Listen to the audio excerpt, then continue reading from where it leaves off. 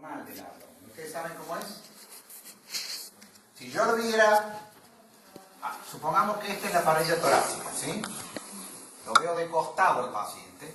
Generalmente acá empieza el epigastrio, acá está el ombligo y luego hace una pequeña subida y después baja. Me ha salido medio como grande, digamos. Entonces, la forma del abdomen es de una S itálica, es una conformación normal. Si uno lo ve al paciente en sentido transversal, digamos, ¿no? Entonces, de alguna manera se deprime ligeramente a nivel del epigastrio y luego después del ombligo se sobreleva escasamente y luego baja. Esa pancita que a muchas mujeres les jode después de abajo del pupo, en realidad es parte normal de la distribución normal de la grasa. Entonces ese es un abdomen normal. Ahora, si yo de repente tengo un paciente que el abdomen cambia y es así, ¿cómo le denominamos? Un abdomen globuloso. ¿Estamos? Y si es así, es un abdomen excavado. Si ustedes leen los libros antiguos de semiología van a ver varias descripciones de tipo de abdomen. Abdomen en delantal, cuando parte de la grasa y del celular subcutáneo por debajo del ombligo cae y tapa el pubis. ¿Sí? Algunas personas que han sido muy gordas y terminan adelgazando, eso termina cayendo. O lo que le llaman abdomen batraciforme, que en realidad se ha estirado. Toda la pared muscular, prácticamente no hay pared muscular, es muy fina porque ha perdido tonicidad y el abdomen se empieza a expandir hacia los costados. Si ustedes ven, hay muchas descripciones que lo único que hacen es reflejar situaciones en particular. Pero sí es interesante que ustedes aprendan a describir un abdomen globuloso, un abdomen excavado, ¿sí? Y la conformación normal del abdomen. Entonces, cuando nosotros tenemos el paciente acostado y examinamos el abdomen, una de las cosas que vemos es eso. Y otra cosa importante es ver las asimetrías. O, inversamente, lo que es natural es que haya simetría en el abdomen. Entonces, cuando uno ve el hemiabdomen derecho versus el hemiabdomen izquierdo, deben ser exactamente iguales cuando uno los observa. ¿Y cómo mejor se observa un abdomen? No en posición vertical, mirando el abdomen de arriba hacia abajo, sino en una posición oblicua. Si ustedes miran el abdomen en posición oblicua, van a poder ver diferencias, por ejemplo, de altura. Algunos pacientes, por ejemplo, que tienen hepatomegalia, ¿sí? Recuerden que el hígado normalmente está por debajo de la arcada costal, ¿sí? De la arcada costal izquierda, el hígado más o menos está en esta posición, escasamente sobresale por la arcada costal. Muchas veces cuando hay una hepatomegalia grande, que el hígado baja, porque el hígado cuando crece hacia la fosa ilíaca derecha, muchas veces cuando uno lo ve en forma oblicua uno puede ver un sobresalto en esto, una asimetría, si uno lo compara con el abdomen izquierdo, y eso tiene que ver muchas veces con un hígado grande. Entonces ustedes ya mirando ese detalle, ya ustedes van a ir a palpar con otra idea de lo que pueden llegar a encontrar. ¿Estamos? Por supuesto que otra cosa que hay que describir en un abdomen, describir en la historia clínica, además de la conformación del abdomen, entonces ustedes que van a escribir abdomen, 2 puntos, abdomen globuloso, excavado, de conformación normal, van a describir cicatrices, por ejemplo, de una apendicectomía. ¿Y por qué tiene relevancia describirlo esto? Y observarlo. Porque a lo mejor en la historia clínica el paciente en ningún momento le dijo que se operó de apéndice. No se lo dijo porque en realidad se operó hace 40 años. Y ya lo borró de su memoria la historia de su apendicitis. Ahora, ¿por qué tiene relevancia esto? Y porque si un paciente viene un día con un dolor abdominal intenso, ustedes van a estar tragándose pensando que tiene una apendicitis. Y resulta ser que por una cuestión de pudor, como ocurre muchas veces, nadie le baja al paciente el pantalón o la bombacha o el calzoncillo hasta el pubis, como se ve el abdomen, porque el abdomen llega hasta el pubis. ¿Está? Entonces que tiene una cicatriz en una apendicectomía. Y usted está creyendo que tiene apendicitis. Pero no es porque no lo opera, sino porque en realidad lo más probable es que lo que esté doliendo es otra cosa. ¿Estamos? Lo mismo va a ocurrir, en el mismo concepto es mujeres operadas, cesárea, tiene una cicatriz ahí arriba, inmediatamente por encima del pubis. Entonces, cuando ustedes exploran un abdomen, lo tienen que explorar completo. Ocurre muchas veces, cuando ustedes van a rendir el examen final, que les toca un paciente que tienen que examinar, que le dejan por encima del pupo la ropa. No lo hagan eso, porque ya eso es, el paciente hay que bajarle hasta ver el pubis. ¿Estamos? Porque uno explora todo y además para palpar tiene que palpar sin ropa, digamos. Entonces, lo mismo puede ser una cicatriz de una colecistectomía, o tiene una cicatriz mediana, supraumbilical o infraumbilical. Por ejemplo, esto es un dato interesante. Ustedes quieren describir en la historia clínica, cuando hay una cicatriz en este sector, uno le llama cicatriz mediana. Mediana en el medio. Y toman como referencia el ombligo. Entonces pueden poner mediana supraumbilical o mediana infraumbilical. O si es en el área de McBurman, le ponen una cicatriz de probable apendicectomía en área de McBurman, o una cicatriz de una colecistectomía. También las cicatrices pueden deformar la conformación del abdomen, ¿sí? Cuando son cicatrices muy infractuosas. ¿Sí? El ombligo también hay que observarlo. Hay ombligos evertidos que salen hacia afuera, ¿sí? O ombligos excavados, que son bien profundos. Pero, por ejemplo, uno puede ver alrededor de un ombligo una pequeña hernia umbilical, por ejemplo. Uno ve el ombligo ahí y de repente ve como una bolita por encima que protruye desde abajo, y eso puede ser una hernia umbilical. Entonces, ya ver esto en la inspección, cuando uno lo está mirando al paciente, tiene relevancia en el examen físico en general del abdomen. ¿Estamos? Obviamente también uno describe todo lo que son lesiones de piel que puedan tener alguna caracterización, por ejemplo, que tenga circulación colateral.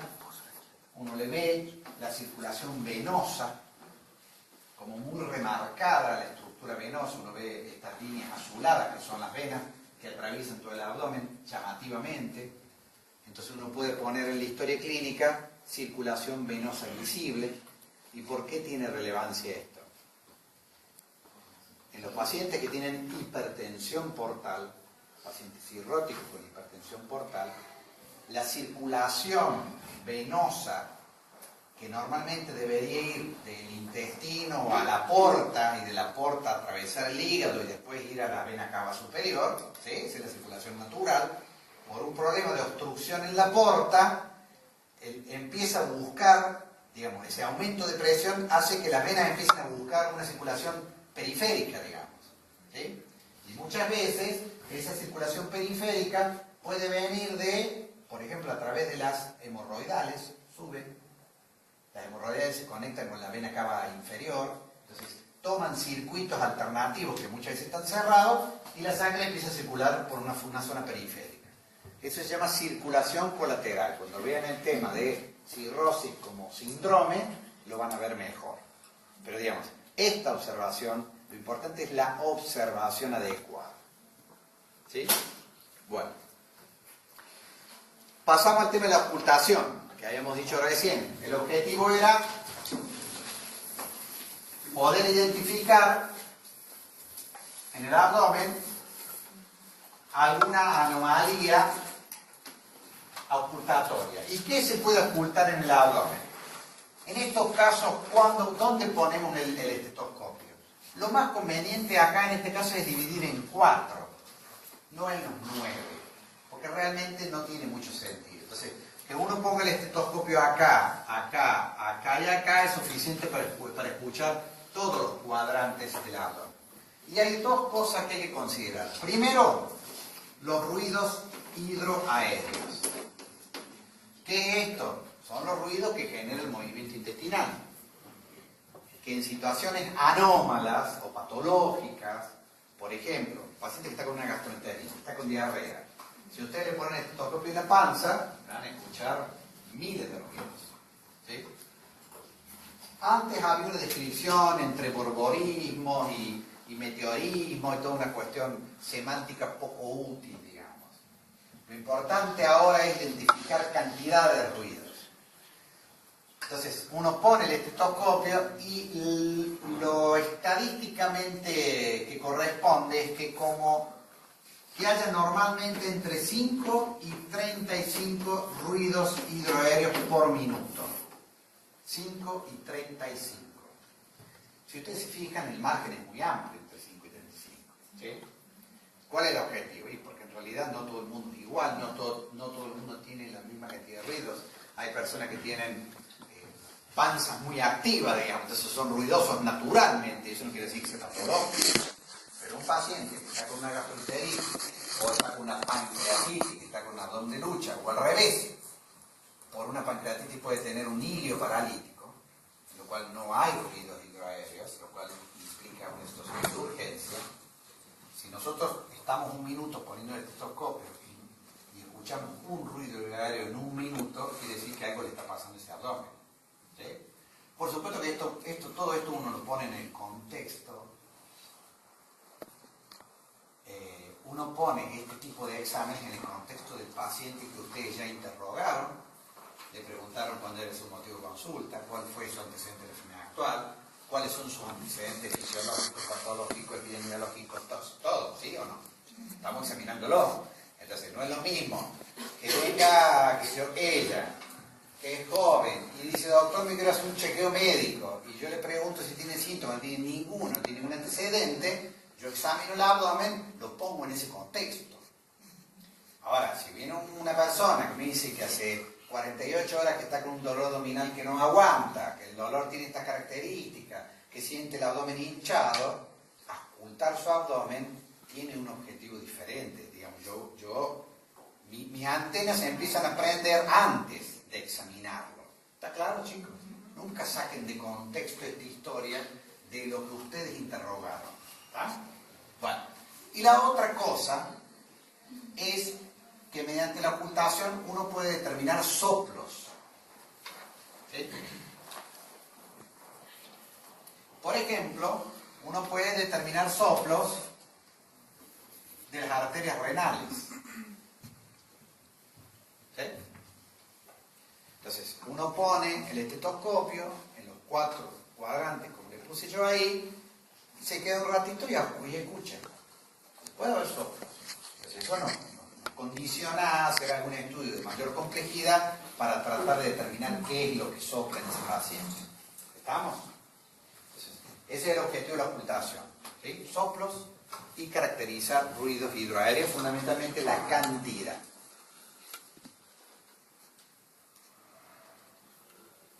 ¿Estamos? Bueno, ahora pasamos a la palpación. ¿Sí?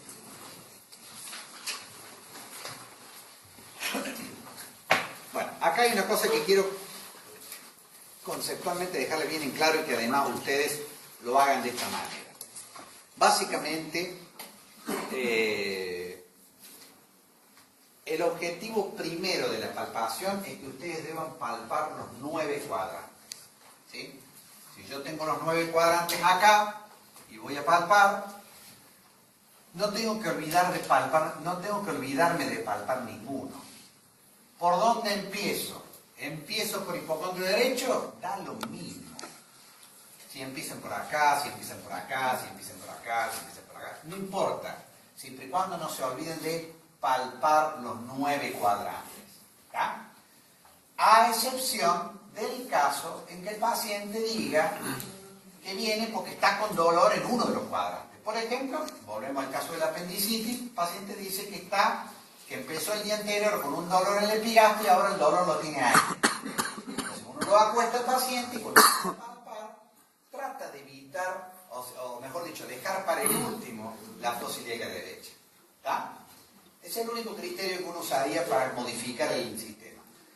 No importa, ustedes háganse su propia sistemática de palpación.